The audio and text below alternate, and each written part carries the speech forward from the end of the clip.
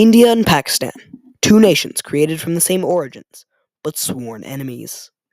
India and Pakistan are locked in battle, but India is the more developed nation and has a stronger military, which allowed it to beat Pakistan in 4 wars.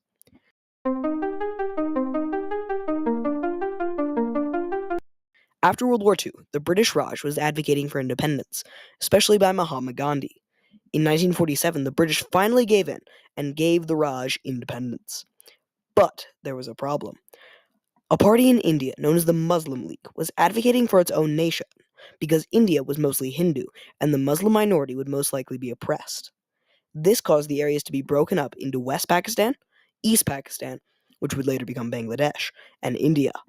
During the partition, Muslims living in India migrated to Pakistan, and Hindus living in Pakistan moved to India.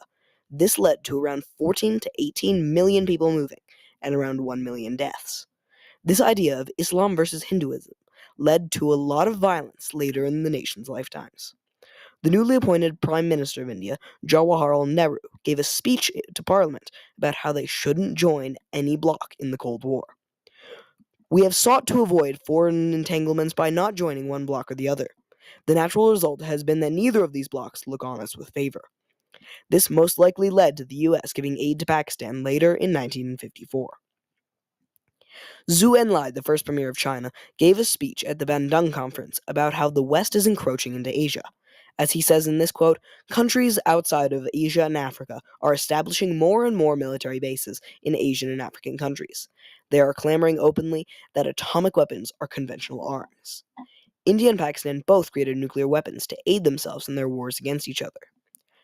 The borders of the partition were not very clear, and the areas of Jammu and Kashmir were told to decide a dominion to join, Pakistan or India. Jammu and Kashmir was a majority Muslim area, but the decision was up to the Maharaja, Hari Singh. There were many protests and even a rebellion in Kashmir, which led to the Maharaja going to the Indian government for help and ceding the area to India in return for protection. Pakistan refused to recognize the accession of Kashmir to India and invaded. The war lasted from October to August of 1947, with the UN ceasefire ending it. India gained about two-thirds into Jammu and Kashmir, while Pakistan gained an area in West Kashmir. About 1,000 Indians died, while 6,000 Pakistanis died.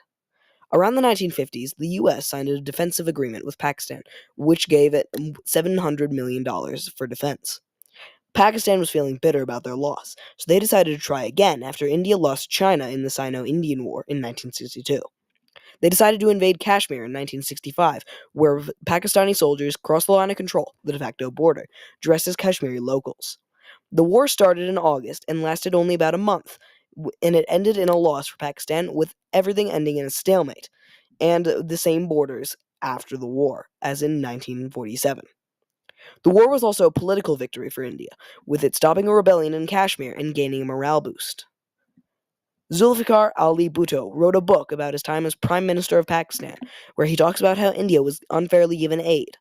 In 1961, disproportionate economic assistance was allocated to non-aligned India in preference to aligned Pakistan. The next painful punch came during the Sino-Indian border clash of 1962, when the United States seized the opportunity to pour massive military assistance into India in contravention of its agreements to Pakistan. This may have been a way that India helped defeat Pakistan 4 times. A peace lasted until 1971, when East Pakistan rebelled and gained independence from Pakistan as Bangladesh. India supported Bangladesh and participated in the war on their side. They even decided to go to Pakistan on their own front. The war only lasted about 2 weeks, from December 3rd to 16th. The war ended in another victory for India, with India gaining a ton more territory and it being a total humiliating defeat for Pakistan. India only had about 3,000 casualties compared to 9,000 for Pakistan.